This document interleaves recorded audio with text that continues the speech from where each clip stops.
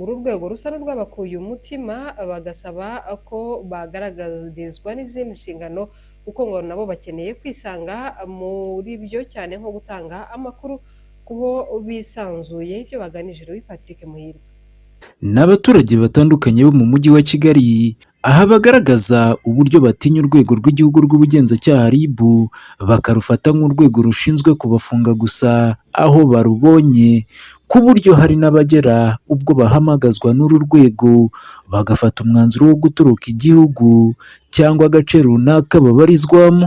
Tuzi ko ari urwego rw'ubugenzacyaha rushinzwe kuba rwakora iperereza ku bantu b'abanyabyaha, ibyaha bitandukanye byose biri amategeko y'u Rwanda nyine. Noneho ibaze RIB noneho uzi neza ko iri kugushakisha, ugomba guhunga icyaha n'ingaruka zacyo, ntago waguma aho ngaho kameme, kuko n'ubundi ibintu RIB ikora cyangwa se akazi ka RIB gafite aho gahuriye no gufungwa. Mu mitima y'abantu twese twumva yuko iyo RIB iguhamagaye ikintu cya mbere kitakizamo ni ugufungwa. Ikintu kitakizamo ni ugufungwa kuko ibintu ikora bijyanye no gufunga. Ni urwego dutinya kuko iyo ufatiwe imyanzuro na RIB nyine bigoye yuko wataha ugasubira mu rugo. Ushobora kuba wenda urabona nko muri iyi minsi urubyiruko rwinshi rwisanga mu gukora ibyaha byo gutega abantu cyangwa se ukaba uniba. Icyo gihe iyo uri umujura nyine iyo uyibonye uriruka, kuguturuka nyine kuba uri wowe wishinza ko uri umunyabyaha. None se iyo wiba cyangwa ushikuza ibonye ubuyobozi ntiwiruka niyo atari wowe uje kureba. Igihe batinya nyine kuvuga ngo wenda bagiye gufunga kandi atari byo bakugiye gufungira.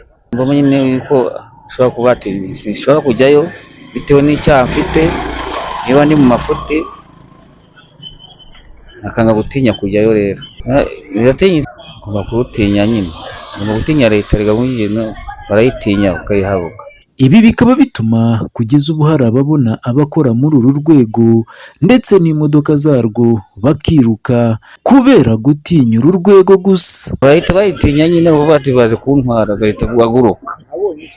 Ubonye iyo modoka bahita baje kuntwara. Hari abandi batakita abandi, iyo abonye RIB iparitse aho ngaho ashobora kwiruka kabisa. Ashobora kwiruka avuga ati ntabwo RIB kuba iparitse aha ngaha byanga byakunda izanwe no gufunga. Hari n'abikeka n'icyaha yanatoroka.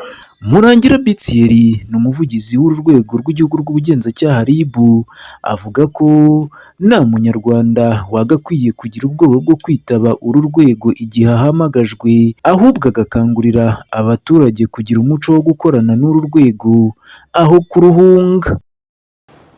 Ni ukugira imyitwarire myiza ya comportement. Kuza mu bugenzacyaha ntabwo ari ukujya gupfa, ugomba kuko na comportement zawe zishobora kudetermina gukurikiranwa ufunzwe cyangwa gukurikiranwa udafunzwe.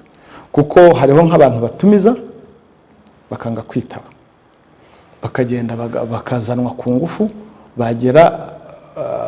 bagera mu bugenzacyaha bakabazwa, barangiza bakarekurwa. Hari n'abo batumiza bagahita bizana bakabazwa bagasubirayo. Izo ni kategori z'abantu. Hari n'abo dutumiza bakanga kuza, hari n'abo tumiza agahita afata inzira y'umupaka. Ibyo byose izo ni kategori z'abantu duhura nabo, ariko inama twajya nuko utumijwe n'ubugenzacyaha ni byiza kuba koperative. Niyo utabonetse uwo munsi uravuga ati ejo nzaza, mugahana amasaha akunogeye. Mu busanzwe zimwe mu nshingano z'urwego rw'igihugu rw'ubugenzacyaha RIB zirimo kuba rufite inshingano z'ibanze zo gukumira no guta muri yombi abakoze ibyaha, gukora iperereza no gukusanya ibimenyetso bya gihanga byifashishwa mu butabera, harimo kandi gutegura dosiye no kuzishyikiriza ubushinjacyaha no kurwanya ibyaha by'ubwoko butandukanye n'izindi. Ibituma abaturage barushaho gutinya uru rwego kubera izi nshingano zarwo no kugira ubwoba bwo kurushaho gukorana narwo mu buryo bukwiye. Ngendera Patrick Muhirwa, ATV mu mujyi wa Kigali. Arakoze cyane Patrick Muhirwa. Naho mu karere ka Kirehe